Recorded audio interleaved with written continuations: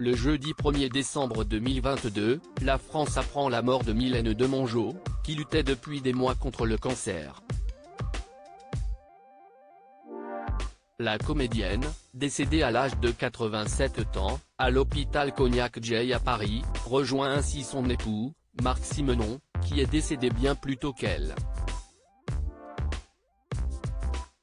Les Tourtereaux s'étaient rencontrés en 1966 sur le tournage d'un des épisodes de la série télévisée Dossier de l'agent So.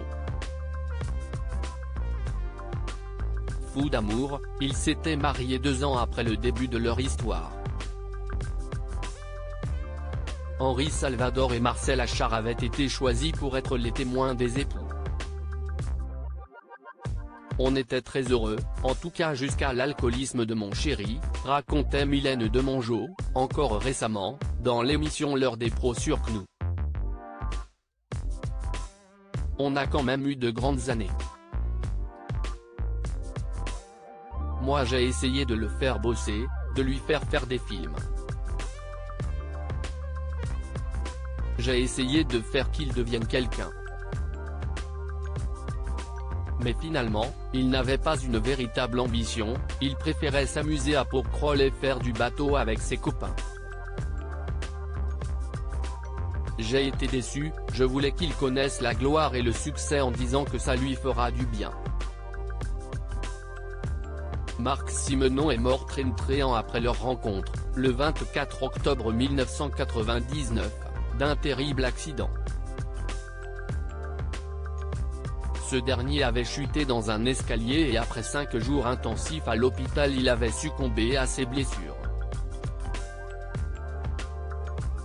On est revenu en France. Je suis resté avec lui 4 jours, le temps qu'il se désintoxique. Marc Simenon avait replongé dans l'alcool, note de la rédaction, puis je devais descendre à Porquerolles. Il devait me rejoindre 2 jours après en train. Son fils me téléphone le matin pour m'informer que Marc ne répond pas. Il appelle un serrurier. Marc était tombé dans l'escalier. Il n'y a plus rien eu à faire, avait raconté Mylène Demongeot à Ici Paris en 2019. Voilà que ces deux-là se retrouvent finalement tout là-haut, des années et des années plus tard. Repose en paix. Je t'aime pour toujours. On pensait que Mylène Demongeot survivrait à tout. La comédienne, connue pour ses rôles dans Camping, Fantomas, récemment apparue dans Maison de retraite et Sage-Femme, annonçait avec beaucoup de fierté et de satisfaction qu'elle était débarrassée du cancer en 2020. Malheureusement, une récidive récente a eu raison d'elle.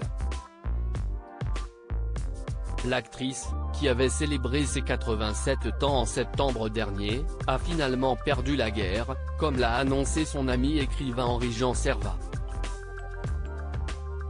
Je suis dévasté d'avoir à faire part de l'envolée au ciel ce jour de Mylène Demongeot, artiste si chérie et si jolie, actrice magnifique, amie adorée de plus de 40 ans, et militante très active de la défense des animaux, écrit-il sur son compte Twitter.